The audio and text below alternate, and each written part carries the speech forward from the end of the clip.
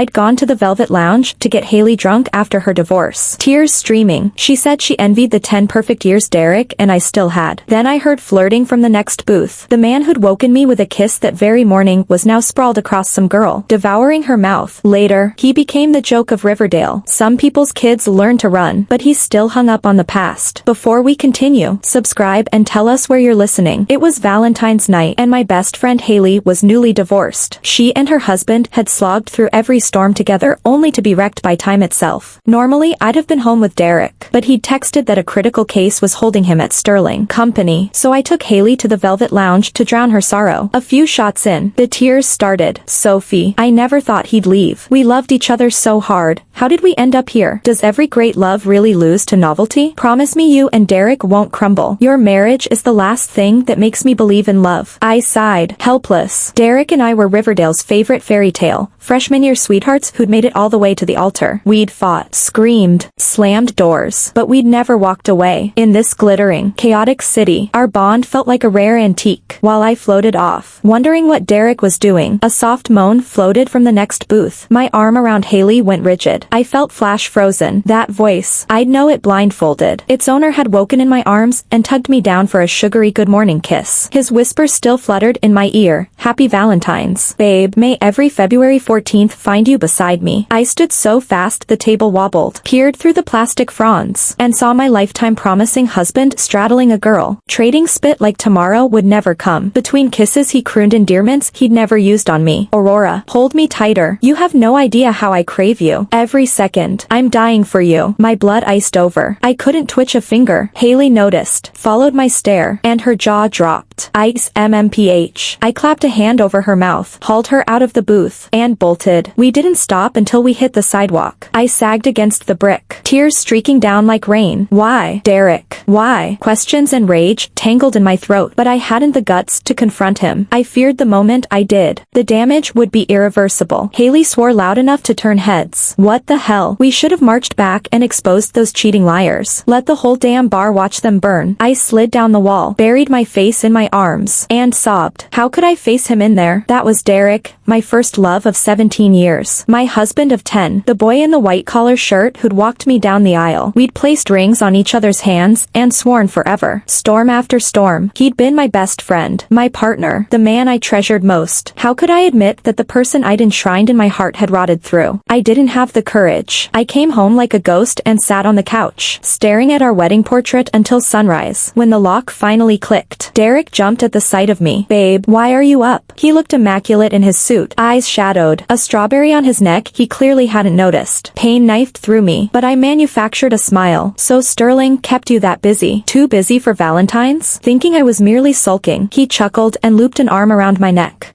Aw. Someone's grumpy. The case chained me to my desk. I swear, I'm all yours today, okay? A cloud of perfume rolled off him. My stomach lurched. I shot to my feet. Something urgent popped up at work. I have to go. I fled, hating my own cowardice. But please, let me run just a little longer. I wasn't ready to face the wreckage. At my desk I stared blankly at the skyline. Aurora, the handle rang a bell. 6 months ago, Derek had gotten hooked on live streams. One bubbly influencer he watched was called exactly that. I opened the app, typed the name, and sure enough the first hit was the girl from the Velvet Lounge. Her profile photo glowed. She was barely 22. So young. I laughed bitterly. Haley was right. Longevity loses to novelty every time. Aurora was on air. I created a burner account and tapped in. My phone filled with a face that felt like looking in an old mirror. 7/10 my own. Only fresher. Brighter. The college version of me. She was gushing about her Valentine. Yesterday, my man took me out. Duh. He made noises about working late, but a little wine and here he came, still crazy about me. Handsome, model level, and that body, chef's kiss. When he kissed me, he was starving, totally on fire. He's never like that with... Well, we'll leave her name for later. That unnamed her was obviously me. Then she launched into a breathy play-by-play of how her bro had booked a suite at the Grand Plaza afterward, sparing no raunchy detail. The entire stream was brazenly obscene, the kind of language you couldn't bear to listen to. Yet the man she kept talking about felt like a complete stranger to me. According to Aurora, her big brother would race through an amusement park with her. But Derek always told me he was terrified of the sun. Not once in our marriage had he agreed to go to a carnival with me. According According to Aurora, her big brother woke up early to cook her breakfast, but Derek was the classic little sleepyhead. In 10 years of marriage, I'd never asked him to make a single morning meal. Two totally different people, yet somehow they were the same man. The man who caroused outside, who played and philandered without shame, was the very one relatives and friends praised as the perfect husband and son-in-law. I never imagined that my childhood sweetheart possessed such terrifying acting skills. He had deceived everyone. On the night of the family dinner, the whole family gathered for the holiday. Lately, the air between Derek and me had been awkward, but neither of us had offered an explanation. Every year we spent this dinner at his parents' place. My own parents lived abroad year-round, and my in-laws treated me like a second daughter, with genuine affection. Sophie, dear, have some fish. I stewed it myself. Tell me if it's good. My mother-in-law kept piling food onto my plate, her voice thick with concern. How did you get so thin in just 2 weeks? No matter how busy work gets, you have to rest. Your health matters most. Don't wear yourself out. And Derek, shame on you. Can't you look after your wife? What's all this running around for? Looking at the woman who lavished me with care, I felt a sudden ache in my chest. Derek answered smoothly. Got it, Mom. The firm's been hectic lately, but I'll take better care of Sophie from now on. Inside me the scales seesawed wildly.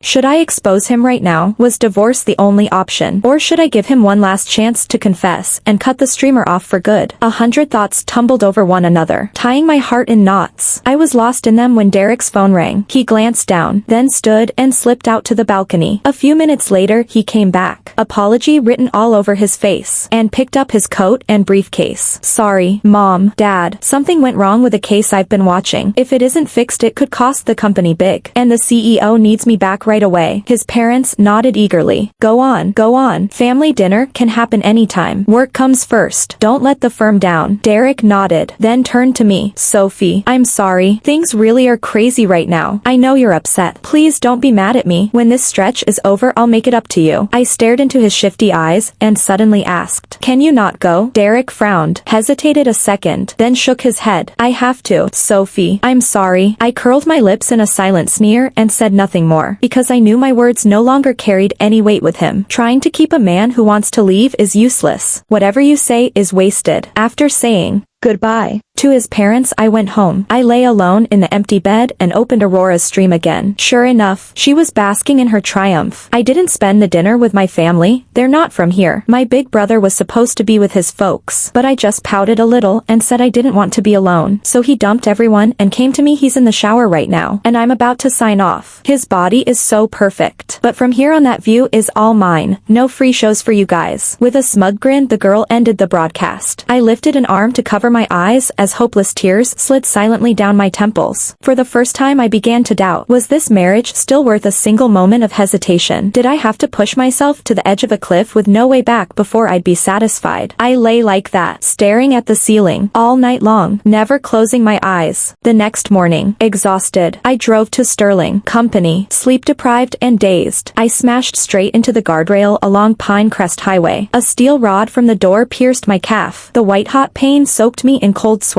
First I dialed 911. Then I called Derek. The phone rang for a long time before he picked up. Voice still drowsy. Hello? I fought to steady my voice through the agony. Where are you? He paused. At the office. I pulled an all-nighter, so I'm crashing in the company lounge. Even now he was lying. Wave after wave of pain crashed over me. I couldn't bear it any longer. Voice shaking. I begged. Derek, I've had an accident on Pinecrest. Can you come right away? A crash. For a second he sounded panicked, but then came the rustle of fabric and the unmistakable wet sound of a kiss. When he spoke again, his voice quavered, half breathless.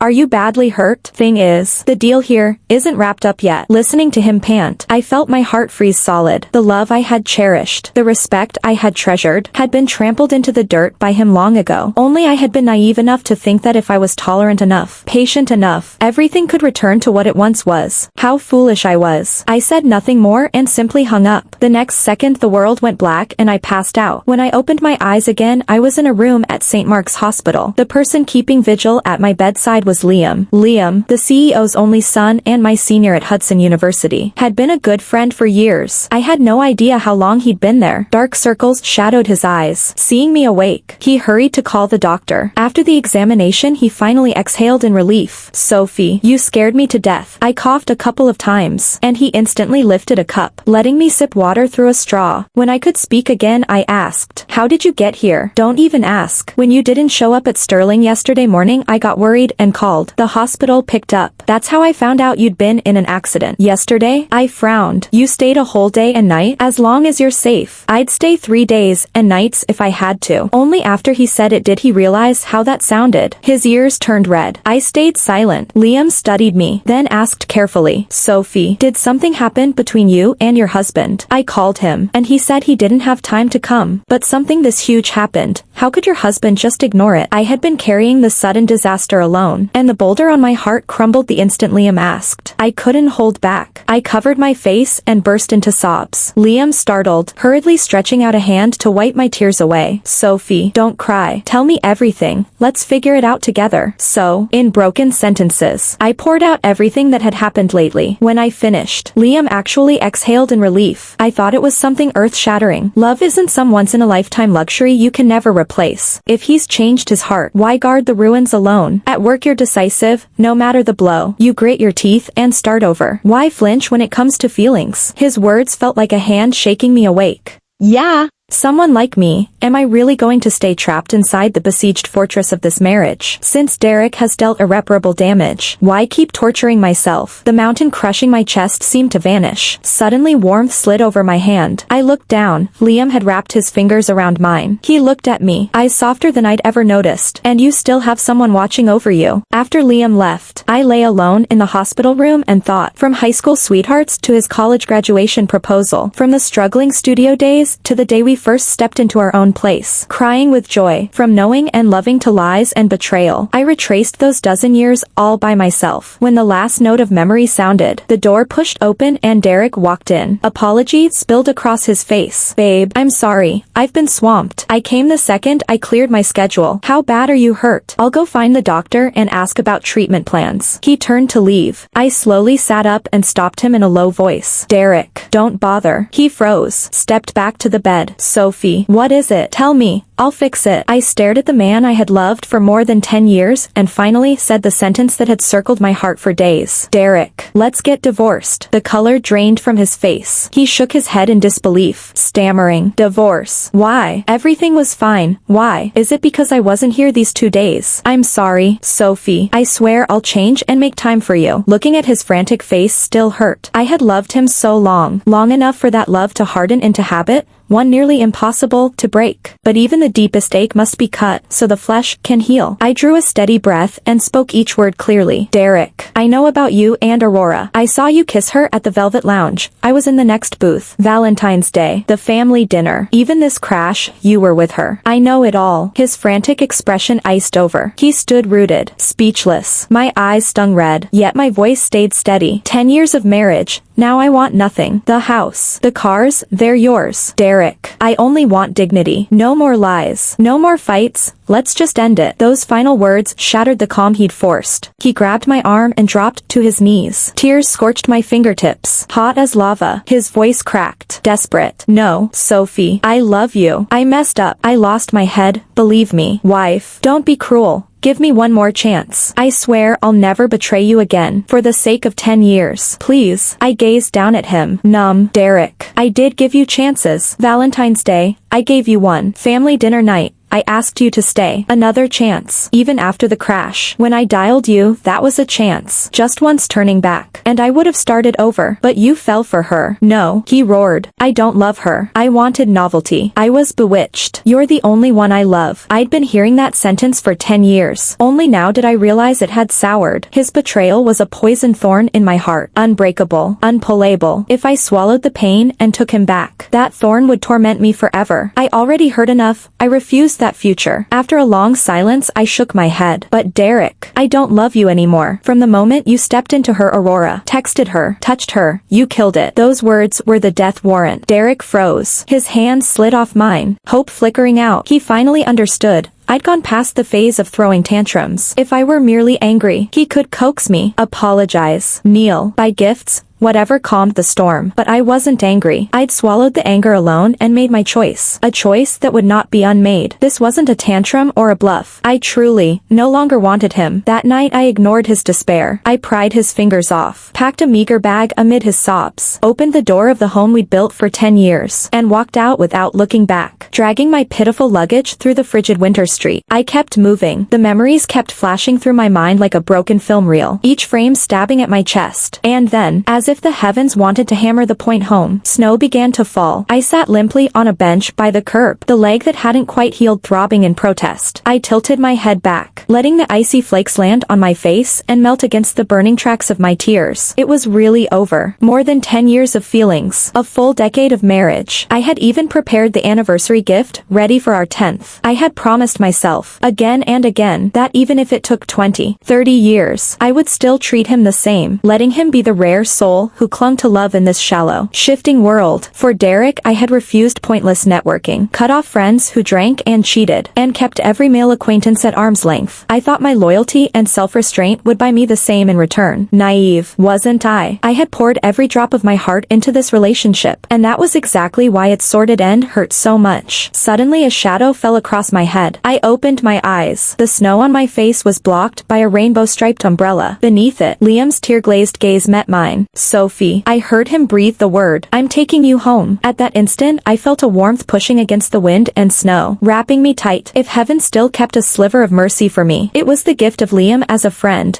letting me land somewhere when I was too broken to stand, sparing me from freezing to death on the street. That night Derek flooded my phone with texts and calls. Over and over he apologized, trying to reel me back into the marriage. It was useless. What I didn't expect was a call from Aurora a few days later. The girl's voice was breathless with panic. What did why? Oh, you say to my man. Did you force him? He broke up with me. Has to be you. You old hag. Big brother never loved you. He loves me. Give him back. Listening to her shriek, I almost laughed. If he loves you so much, why are you calling me? Let me spell it out. Derek and I are divorced. Whatever you two do, date, marry, means zero to me. I hung up before she could howl another syllable. For 5 straight days, I went dark, hiding at Liam's place. Liam told me Derek was frantically searching. Every morning he stationed himself outside Sterling Company, questioning anyone who passed, until even the guards wrote him off as nuts and shooed him away. Still he stayed, crouching night after night like a stray dog. On the 6th day I knew I had to surface and face my life. The moment I stepped outside Sterling Company, Derek spotted me. In only a few days, he had shrunk a full size. His once handsome face looked haggard. Tears pooled as he grabbed my arm. Sophie, I finally found you. I got your divorce papers. You're seriously doing this. Please, let's talk. Don't leave me. Calmly I peeled his fingers away, but before I could speak a figure darted in from the side and smashed a fist into my face. I stumbled back 2 steps, ears ringing, before recognizing Aurora. After the punch she jabbed a finger at me, shrieking, "Cougar, you schemed to steal my man. Today you'll learn the price." She lunged again, but Derek sprang between us and slapped her hard. "Aurora, you dare hit her. Sophie is my wife. Who do you think you are? Some toy I picked up for fun. You don't belong here. Get lost." Aurora stared, disbelief flooding her eyes. The man who'd sworn he loved her had struck her for the woman he'd betrayed. Her fantasy shattered. She screamed, shoved Derek aside, and charged me again. This time I was ready. I stepped forward and drove my heel into her chest with everything I had. She hit the pavement gasping, clutching her ribs, unable to rise. I leaned down, twisted my fist in her hair, and yanked her head up. "Little brat, thought you were something special. I warned you, your mess is no longer mine. Bother me again and I'll bury you. Now crawl." I spun to leave, but Derek caught my arm once more. "Sophie, I didn't bring her. I swear, I don't know how she found us. Please, calm down. Let's talk." My patience snapped. I flung his hand off. "What's left to say? You cheated. We're divorcing. Crystal clear. Let me repeat, I'm done with you. I've already replaced you. Get it?" Derek shook his head, tears streaming. "I don't believe it." "Who? Bring him out." Just as the standoff peaked, a familiar voice sounded behind me. That would be me. Liam walked out of the backlight, champagne skirt suit immaculate, and casually slipped his arm through mine. "Sorry to break it to you, but Sophie is with me now. To avoid delays, please sign the divorce papers promptly. We've got a license appointment." Derek's face drained of color. His eyes trembled, voice cracking. "Sophie, is this true? I met his gaze, then gave a slow, steady nod. It is. So, Derek, don't come near me again. After that day Derek never showed up again, but Aurora still needed attention. With her legion of followers she posted a tearful video claiming her boyfriend's evil ex-wife had fractured her ribs in public. She deliberately leaked my personal information and Sterling Company's address. Fans who didn't know the full story actually showed up, cornering me at the office gates, shouting accusations non-stop. Some even spammed Sterling Company's social media. You still employ garbage like this. No standards at all. Fire Sophie. Fire Sophie. Trash like her deserves a beatdown every time we see her. Online rumors are one-sided. Netizens are blind. But the damage they cause is real. Because of me, everyone at Sterling Company was affected. Several young women in marketing were harassed. I didn't want to drag the company or my colleagues down, so I finally handed in my resignation. The CEO took the envelope, but he didn't even open it before setting it aside. Sophie, most of the time these things aren't as important as you think. They're just people who can't tell right from wrong. If you're afraid of hurting others, then fight to clear your name instead of running. Besides, isn't there still someone here you care about? His words carried a double meaning, yet they woke me up. Yes, I shouldn't slink away with my tail between my legs and let Aurora smear me. She could play the internet crowd. So could I. That afternoon I registered an account. I posted only one video. In chronological order I flashed my marriage certificate, the divorce papers, every document that proved the timeline. I stated loud and clear, I had been married to Derek for years.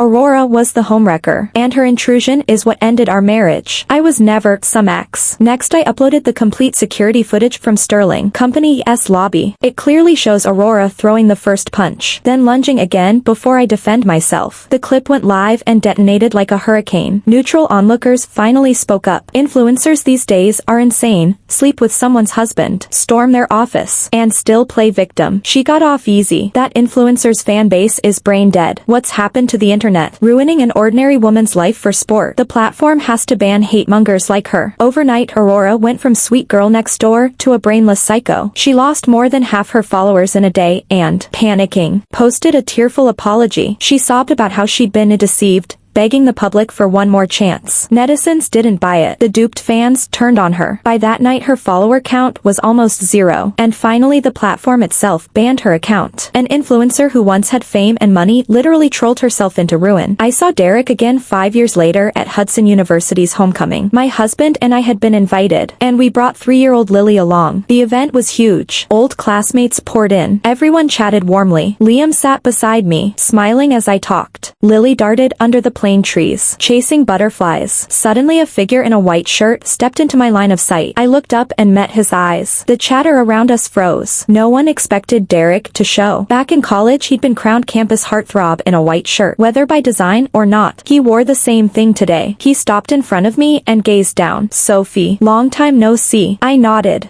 Yeah. Have you been well? Then he laughed at himself. Stupid question. Of course you have. New guy at your side. And a beautiful daughter. Not like me. Half a lifetime gone, and I've got nothing left. The color drained from everyone's faces. Derek and I had been the golden couple. Classmates knew bits of the saga, and many sighed over it, but nobody thought he'd say such a thing right in front of my husband. I didn't answer. My expression had already chilled. Liam slipped a hand around my arm. Let it go. Babe, it's ancient history. He meant to spare Derek embarrassment, but Derek wouldn't take the lifeline. No need to whisper sweet nothings in front of me. I know you've pined for Sophie all these years, liked her even before we split. Don't pretend I never noticed. Tell her. Liam, dare to speak the truth? I frowned, furious, but Liam stepped between us. Fine. I love Sophie. Loved her from the first day we met, but I kept my distance once I knew she was taken, and I never crossed a single line. If she was happy, I didn't care who stood beside her. But you threw her away. Derek. You didn't cherish her, so don't blame me for moving in. Nobody waits forever. With that he lifted Lily, took my hand, and turned away. Behind us Derek shouted, Sophie, you can't have forgotten. 10 years together. You're telling me you actually love him? Plane tree shadows rustled in the breeze. I glanced at the man beside me and found steady warmth in his eyes. A decade slipped through my fingers like water. I stopped walking, but I didn't look back. The words were for Derek, yet my gaze stayed on my husband. Yes, I truly love him. That night, after we tucked Lily in, Liam and I shared a candlelit dinner at home. I scrolled through Instagram and saw a post from my old roommate, A candid shot of Liam and me, hands linked, looking at each other. Caption: some people's kids are running around, while somebody's still hung up on the past. I burst out laughing. That girl's savage, just the way I like it. Thanks for listening to today's story. If you liked it, hit like and share with friends. We can't wait to read your thoughts in the comments. Don't forget to subscribe for more great stories. See you next time.